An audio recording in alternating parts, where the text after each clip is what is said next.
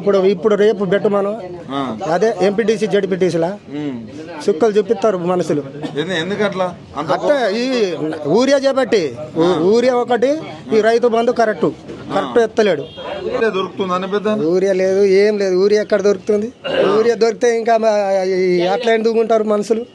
ఊరియా అస్సలే లేదు. ఊరియా ఎప్పుడో ఒక బస్తా 2 బస్తాలు పని మొత్తం అటే. ఇక ఇవాళ పోయినావా దానికోసమే ఉండాలి. ఇక ప్రత్యేకంగా ఇంట్లో ఏమో ఇట్లా పోయి అట్లా తెస్తావా అని అనుకుంటే అటే పోయినావు ఏంది ఆడోళ్ళు చెప్తారు.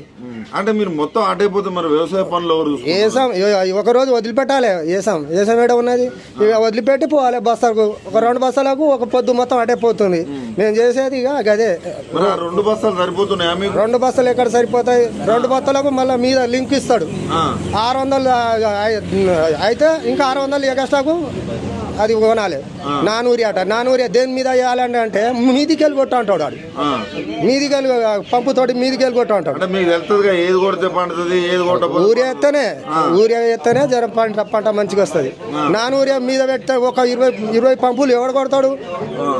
ఊరియా ఎత్తే టప్ప మీదికి వెళ్ళి చల్లొచ్చు. కానీ ఈ పంపు పెట్టుకొని మొత్తం రోజు ఒక 10-20 పంపులు కొట్టాలన్నట్టు. ఇప్పుడు 10 ఎకరాల వరి వేసిండు. వరి ఎత్త రోజు 10 ఎకరాలకు ఎట్లా ఎత్తాడు? ఇప్పుడు ఒక యాప్ తీసుకొచ్చి ఆ యాప్ తెలుసా మీకు? అసలు ఎట్లా బుక్ చేయండి? అసలు యాప్ తెలుసు మన ఫోన్ లాట ఇబ్బంది అట్లా యాప్ ఇబ్బంది ఎందుకు ఇబ్బంది లేదు. కానీ అది ఎక్కడ పడేది కూడా లేదు. ఇప్పుడు ఈడ బుక్ చేస్తే వేరే ఊరు కాడ వస్తున్నాయి. వేరే ఊరు కాడ మళ్ళీ అక్కడికి పోవాలి. మళ్ళీ అన్ని ప్రూఫ్ చూపించాలి. ఏది అంత ఓకే అయిందా లేదా అని చూపిస్తేనే ఉంటుంది. లేదు నాది మొన్న 3 బస్తాల బుక్ అయింది.